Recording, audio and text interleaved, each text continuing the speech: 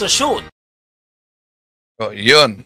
Sa survey daw, nangunguna si Pastor Apollo Kibuloy na siyang pupuksa sa korupsyon sa ating bansa. Si Pastor Apollo Kibuloy daw ang sasagot sa korupsyon sa ating bansa at talagang pupuksain niya. Maniwala kaya kayo na siya ang number 1 sa survey? May katanungan tayo sa darating na eleksyon. Iboboto nyo ba si Pastor Apollo Kibuloy? Pakisagot survey natin muli. Yes or no lang yan. At may lumabas na latest survey kaugnay sa mga politiko na tumakbo sa 2025 midterm election. Napakalayo ni Pastor Apollo Kibuloy. Pero ang problema ay nakapasok yung nasa linya ng political dynasty at yung mga artista. Si Kuya Willie nakapasok. 2 Tulfo brothers, pasok din. At tatalakayin natin ito mga kapatid. Batay si inalabas na survey sa kampo ni Pastor Apollo Kibuloy na number 1 si Pastor Apollo Kibuloy at siya daw ang pupuksa sa korupsyon sa ating bansa. Kasi kinalingan, pag palaging inulit-ulit ay magmukha talaga ang katotohanan para sa ating mga kapatid na kulang ang kaalaman. Ang pagkadaya ay maranasan sa iba't ibang paraan. Pero napakasakit pag madaya tayo sa pananampalataya dahil nanganib pati ang ating kaluluwa. Viva Cristo Rey! Pro Dio et Ecclesia! Kumusta sa lahat ating mga suking taga-subaybay? Welcome. At huwag kalimutan na pindutin ang like sa ating live. At kung bago ka lang, huwag din kalimutang mag-subscribe at pindutin ang bell button para updated kayo mag-comment at i-share ninyo. Kumusta sa lahat ating mga suking taga-subaybay? Welcome po. Acknowledge natin ang ating mga kapatid na pumasok ngayon sa ating comment section. May katanungan tayo dyan. Pwede nyo sa pindutin lang, yes or no lang yan ha. Iboboto ba ninyo si Pastor Apollo Kibuloy? Abay, nangunguna pa dito ngayon ang no. Ito sa survey natin, no. Mulang nagsagawa tayo ng busis ng masa, wala pa talagang yes na nangyari dito. So, ito, survey natin yan ha, 94%, 91% no ang sagot nila. Baka mamaya tingnan natin kung makahabol ba ang yes. Si Juicy Noel Pura, si Kapogi Ansans TV, di ko na lang basahin yung binanggit niya. Si Holiano, Ed Holiano, si Silent Composer, sa Imus Cavite, si Gina Rabina, si Roel Tixon.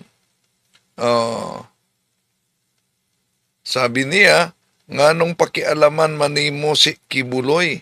Wala baya nang hilabot nimo Wendell Talibong?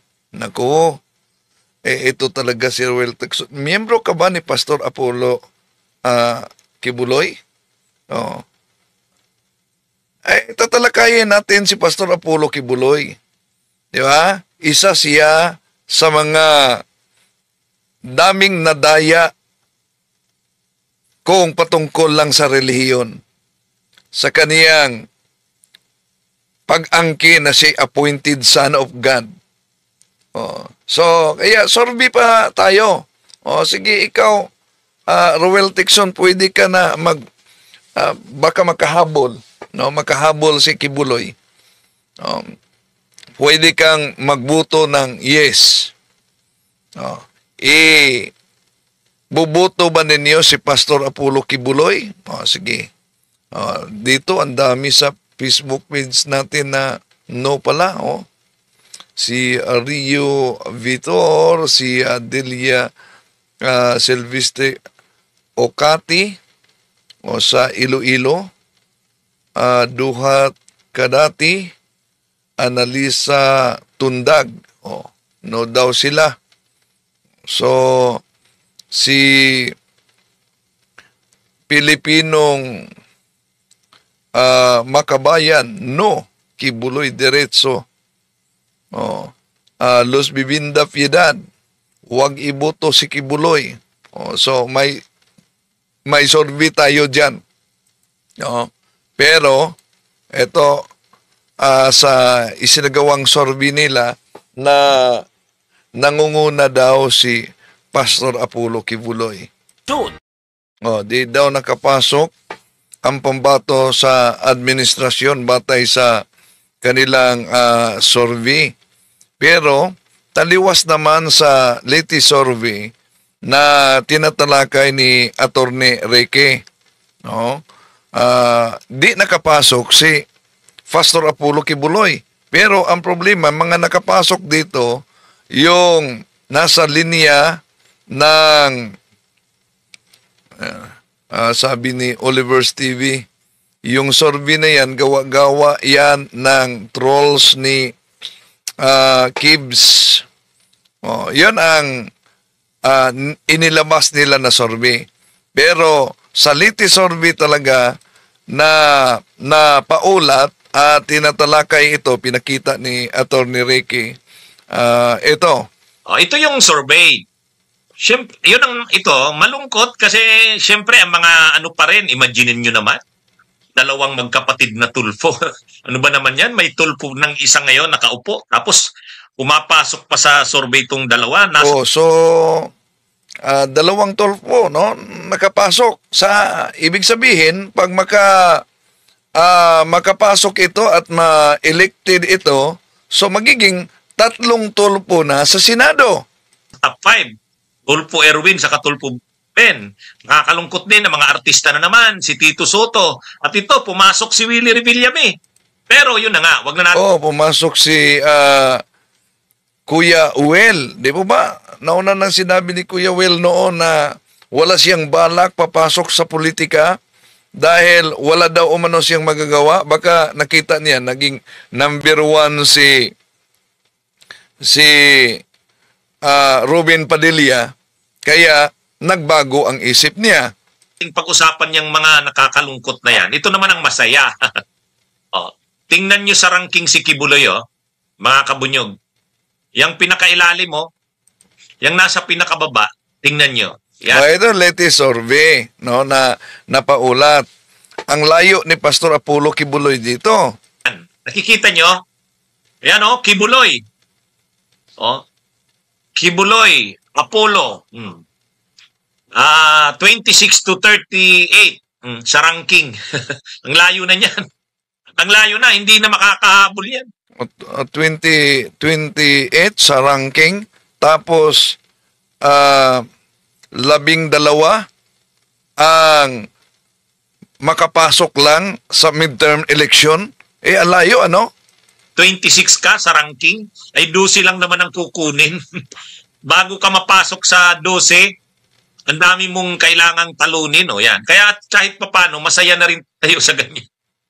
Kasi kung imagine niyo kung ang mga lumalabas sa survey ay mga Willie Revillame, mga Cayetano, tapos papasok si Kibuloy, ay talagang grabe na ang bansa natin. Pero kung titingnan mo, kahit papano, hindi talaga si Kibuloy.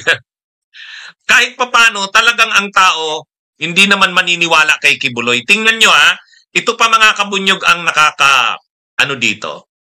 Ang maganda dito sa survey.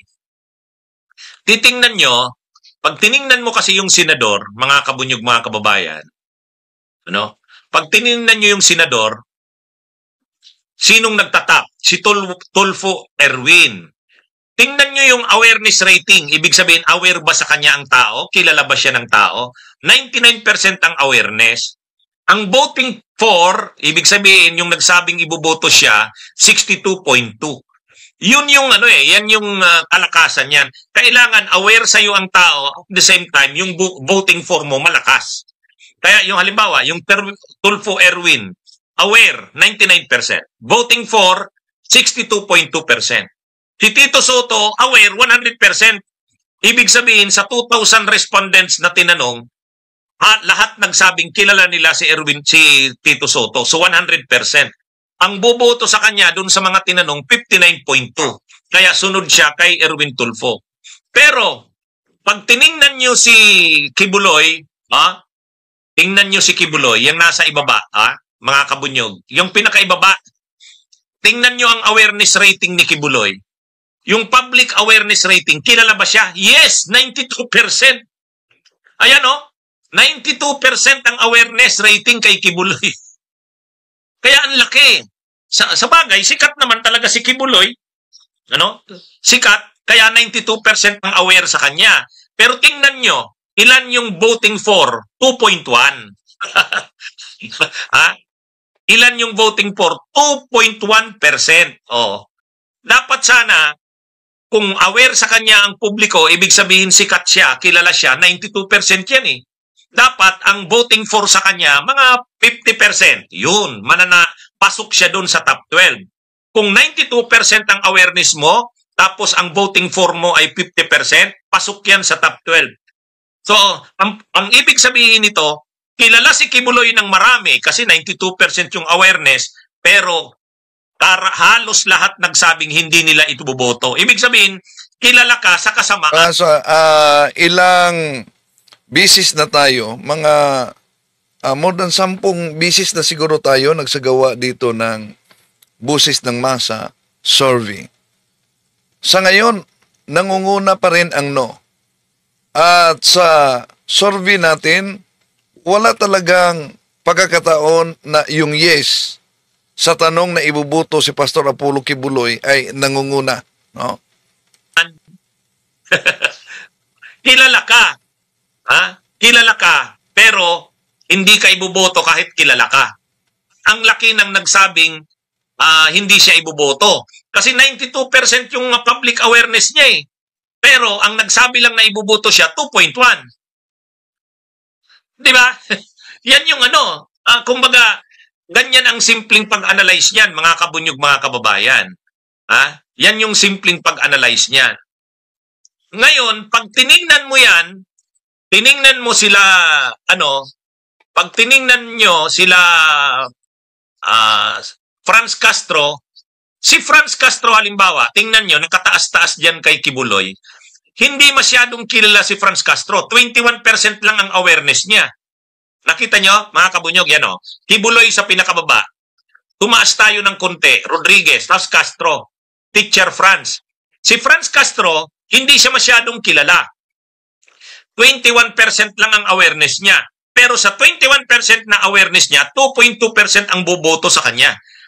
Kaya mas mataas ang ranking ni Franz Castro kaysa Kibuloy. Si Kibuloy, 92% awareness. Sikat siya, kilala siya. Pero 2.1% lang ang boboto sa kanya. Ibig sabihin, talagang masama ang pagkakakilala sa kanya. Hi kay Arya Abra, salamat sa pag-send ng donations. Sabi ni Andres Anario, kilala siya sa Kauragan. Yan mga kabunyog ang yan ang ng senador. Kaya para manalo ka talaga sa Senado, kinakailangan aware sa'yo. Ibig sabihin, kilala ka. Tapos voting for. Yung kandidato ni Lenny noong 2022, sila Sani Matula, Alex Lacson, Teddy Bagilat, sa awareness pa lang, wala na, hindi na kilala eh. So, paano ka iboboto ng tao kung ang awareness mo sa'yo wala? Parang katulad din yan nila Franz Castro. Wala. Pero, pwede rin naman na sikat ka, o tulad nito ni Kibuloy, sikat ka nga. Pero, ang kasikatan mo naman kasamaan, o di hindi ka rin iboboto. So, pasok na pasok talaga para sa mga butante itong maliban na mga kilala na artista, no? At itong magkapatid na Tulfo, pasok. At itong mga puli-puli lang sa posisyon, yung naituring na political dynasty. Di po ba? Kung tingnan natin ang nakasaad sa ating konstitusyon, lalo na sa 1987 konstitusyon, mga kapatid, nandyan sa ating saligang batas na alisin ang political dynasty. Nakasaad yan na alisin ang political dynasty sa 1987 konstitusyon natin. Pero ang tanong, may nangyari ba? Hanggang dyan lang sa konstitusyon. Di po ba? Isipin nyo, lumipas na ang 36 na taon o ilan na bang taon? Mga kapatid, meron bang mambabatas na gumagalaw laban sa political dynasty? Yung pamayagpag sa politika sa mga kamag-anak, ama, ina, anak, o kaya'y pinsan dyan sa politika. Hali-halili na lang sila, di po ba? At pasok sa panlasa ng maraming mga butante ngayon, yung nasa political dynasty. Kahit mga artista, basta kilala. At sa sistema sa ating politika, mga kapatid, sa political dynasty, di po ba? Pagkatapos ng ama, pwede susunod ang ina. At kung matapos naman ang ina, pwedeng susunod ang anak. Hanggang paikot-ikot na lang ang isang pamilya na nakaupo sa posisyon. Pahinga lang pagkatapos ng termino, pero pinapalitan ng anak o kaya'y kapatid o kaya'y asawa. So, iwan ko kung may katapusan ba itong pamayagpag sa political dynasty sa ating bansa. Dahil, isa sa mga dahilan sa korupsyon, kasi itong political dynasty. Dahil ginagawa nilang yung lahat para lang makaupo sa pwesto. Di ba gumagastos ng napakalaking halaga para makaupo lang sa pwesto? Kamag-anak, o kaya'y anak, o kaya'y asawa. At para bang nang mistulang negosyo na ang politika. May lugi ba dito? Kaya kahit si Pastor Apollo Kibuloy, pumasok na din.